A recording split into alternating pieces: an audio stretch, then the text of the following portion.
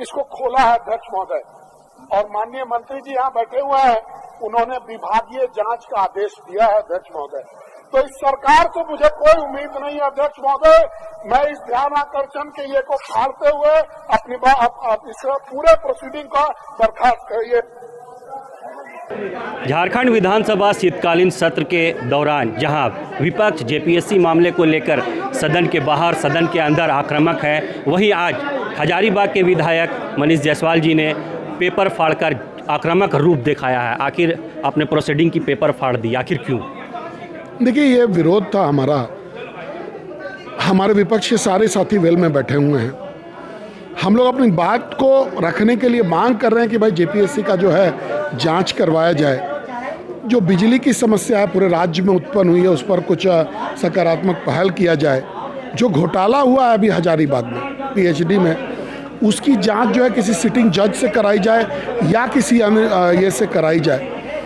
जो तुष्टीकरण की जो राजनीति चल रही है उससे ये सरकार अलग हो, लेकिन सरकार के कान पर कोई जू नहीं रेंग रहा है। सदन का पहला नियम कहता है कि जब हाउस तभी आप संचालित कर सकते हैं जब हाउस ऑर्डर में हो।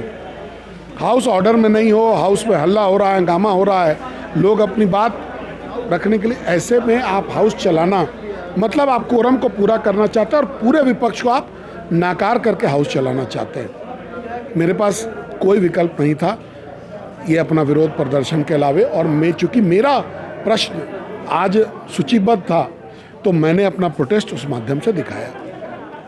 विधानसभा अध्यक्ष से कार्रवाई की भी बात की गई है। मुझे कोई चिंता नहीं, मैं जनता के द्वारा चुन करके आता हूँ और जनता के मांग के लिए, मैंने अपने किसी मांग के लिए ये पेपर नहीं फाड़ा है। जनता की आवाज़ बनने के लिए मैंने ये कार्रवाई की है। अब विधानसभा अध्यक्ष के विवेक पर है, वो जो करना चाहे करें, मुझे इसका कोई अफसोस नहीं है। विधायक जी, लेकिन कहीं ना कहीं जो शीतकालीन सत्र अगर सुचारू ढंग से चलता, जनता की बातें ज़्यादा सामने रखी जाती, बार बार स्थगित हो रहा है। देखिए, ये भी जवाबदेही माननीय अध्यक्ष जी की है। विधानसभा अध्यक्ष जी अगर चाहते तो विपक्ष को कॉन्फिडेंस में लेकर के वो चल सकते थे, लेकिन जो हठधर्मिता है कि भाई हमने कार्य स्थगन का प्रस्ताव डाला, उस पर भी हमेशा स्वीकृत कर दिया गया। मैंने व्यक्तिगत रूप से अभी 3 कार्य स्थगन डाले, एक जेपीएससी पे डाला, मैंने बिजली पे डाला, आज जो है खास महल और जीएम जमीन पर हम लोगों ने डाला, लेकिन किसी विषय पर अध्यक्ष जी ने चर्चा की अनुमति नहीं दी। मेरे पास क्या विकल्प बचता है? क्या मैं बैठ करके अपना समय बिता दूं और जनता के पास में जाके क्या जवाब दूंगा? विपक्ष में हूं, विपक्षी एक जो भूमिका है उसमें अग्रणी रूप से हम लोग सब सामने आएंगे। भारतीय जनता पार्टी के सदस्य हैं और अपनी भूमिका चाहे सत्ता में रखो तो अपनी भूमिका निभाएंगे, विपक्ष में रखो तो अपनी भूमिका निभाएंगे, और उसी क्रम में हम लोगों ने आज ये काम किया। तो ये थे हमारे साथ हजारीबाग के विधायक मनीष जायसवाल जी, जिन्होंने आज सदन की कार्रवाई के समय प्रोसीडिंग का पेपर फाड़ दिया और साफ ही कहा है कि विरोध हमारी तब तक जारी रहेगी जब तक सरकार हमारी बातें नहीं सुनती है। सहयोगी धर्मेंद्र के साथ रफ़ी समी, news wing, Ranchi. Giridih is a small place, and we have like very less facilities in terms of education and this kind of infrastructure.